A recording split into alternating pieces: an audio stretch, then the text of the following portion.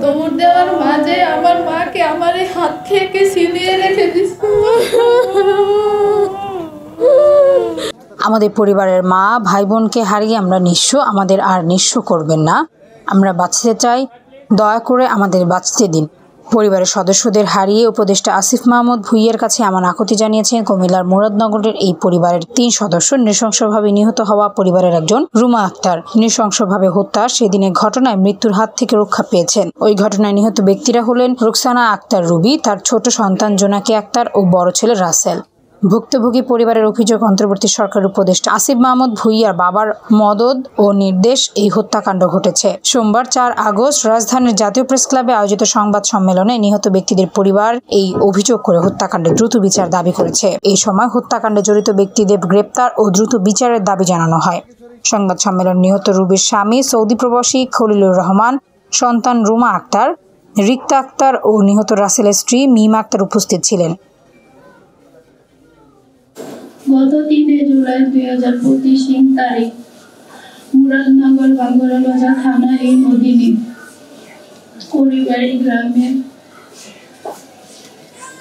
কিছু আমলিপন্থী দূষণ এবং স্থানীয় কিছু সন্ত্রাসী ও দুষ্কৃতিকারীদের দ্বারা একই পরিবারের 3 জনকে নির্মমভাবে পিটিয়ে এবং কুপিয়ে হত্যা করা হয়েছে। আমি সেই পরিবারের একজন সদস্য। একই ঘটনায় আমি নিজেও মারাত্মকভাবে জখম ও আহত হয়েছিলাম। আপনারা হয়তো গণমাধ্যমে তা দেখেছেন। এক অসহায় নারীর মাথায় অসংখ্য কুপির জখম এবং শরীরের অসংখ্য আঘাত করা হয়। কান্নাজড়িত কণ্ঠে রুমা আক্তার বলেন, হত্যাকাণ্ডের দিন তিনি নিরুপায় ছিলেন এবং তার মা ও পরিবারকে বাঁচাতে পারেননি। এই ঘটনায় তিনি নিজেও মারাত্মকভাবে আহত হয়েছেন। তার মাথায় 72টি সেলাই পড়েছে। তিনি বলেন, প্রথমে তার মাকে হত্যা করার পরিকল্পনা করা হয়, পরে ছেলেমেয়েরা বিচার প্রার্থী হবে ভেবে পরিবারের সবাইকে মেরে ফেলার সিদ্ধান্ত নেওয়া হয়। রুমা শিমুল চেয়ারম্যান, কাশিমপুর গ্রামের আনু মেম্বার, বাসির শরীফ, রানা আবু বকর, রবিউল, জহর আমিন, বাচ্চু মেম্বার, রফিক, বিল্লাল বাবুর্চি, ভাড়াটে খুনি গোলাপ মিয়া, সাদ্দাম সহ হত্যাকাণ্ডে জড়িত সবার বিচার দাবি করেন। পরিবারের অন্যরা সেদিন আহত হয়ে লুকিয়ে থেকে কোনো মতে পালিয়ে বেঁচেছেন। অসুস্থ অবস্থায় এখনো আমাদের পালিয়ে বেড়াতে হচ্ছে, এমনকি চিকিৎসাও নিতে হচ্ছে পালিয়ে। আমি শুধু আমার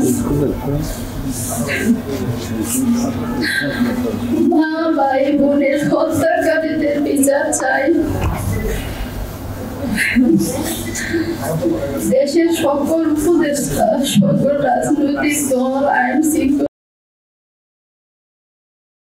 স্তরে জনগণের কাছে আমার একটাই চাওয়া, এই খুনিদের যেন সঠিক বিচার। রুমা আক্তার উপদেষ্টার বাবাকে গ্রেপ্তার করে আইনের আওতায় আনা সহ বেশ কিছু দাবি তুলে ধরেন। তিনি বলেন, শিমুল চেয়ারম্যান সহ অন্য আসামিরা যারা এখনো প্রকাশ্যে ঘুরে বেড়াচ্ছেন তাদের অবিলম্বে গ্রেপ্তার করতে হবে।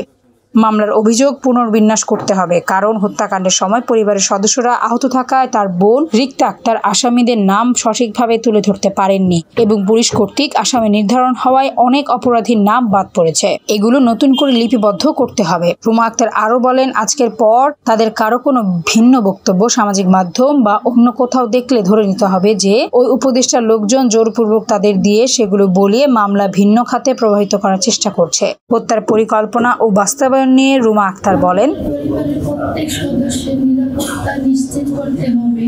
এই সংবাদ সম্মেলনের পর আমাদের উপর আরো ক্ষিপ্ত হয়ে উঠবে।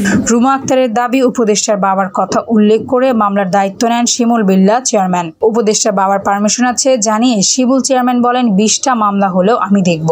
আর মিডিয়া সামলানোর দায়িত্ব নেন শরীফ, বাসির, রফিক, আবু বক্কর, মোস্তফা, বিল্লাল, জহির মেম্বার। সারা রাত তারা প্রস্তুতি নিয়ে সব অস্ত্র শরীফের ফুফাতো বোন যুক্তরাষ্ট্র প্রবাসী নাজমা বেগমের বাসায় রাখা হয়। পরদিন 3 জুলাই সকাল 6টায় সন্ত্রাসী কায়দার ভাড়াটিয়া সন্ত্রাসী ও এলাকার চিহ্নিত এই সন্ত্রাসীদের অংশগ্রহণে এই নির্মম হত্যাকাণ্ড ঘটানো হয়। রুমা আক্তার বলেন, কি যে নির্মমভাবে ওরা আমার চোখের সামনে প্রথমে আমার মাকে, এরপর আমার ভাই ও বোনকে মেরে ফেলে, যা ভাষায় প্রকাশ করা যাবে না। রুমা আক্তার জানান, তাকেও ব্যাপকভাবে কোপানো হয়। তার মাথায় 72টি সেলাই রয়েছে। শরীরে এমন কোনো স্থান নেই যেখানে আঘাত করেনি তারা ভেবেছিলেন তিনি মারা গেছেন। ঘটনার সময় বারবার পুলিশকে ও 999-এ ফোন দিলেও কোনো সাড়া মেলেনি।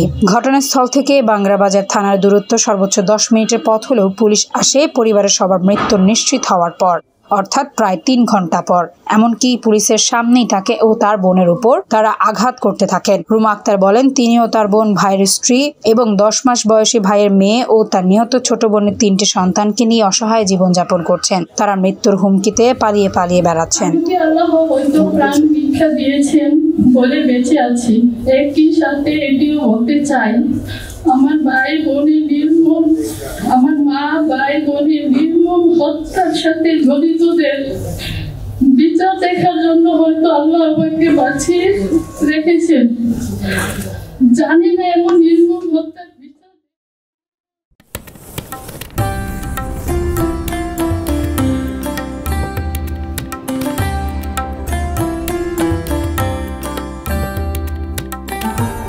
এমই টিভি, স্বাধীন বাংলার স্বাধীন কণ্ঠ।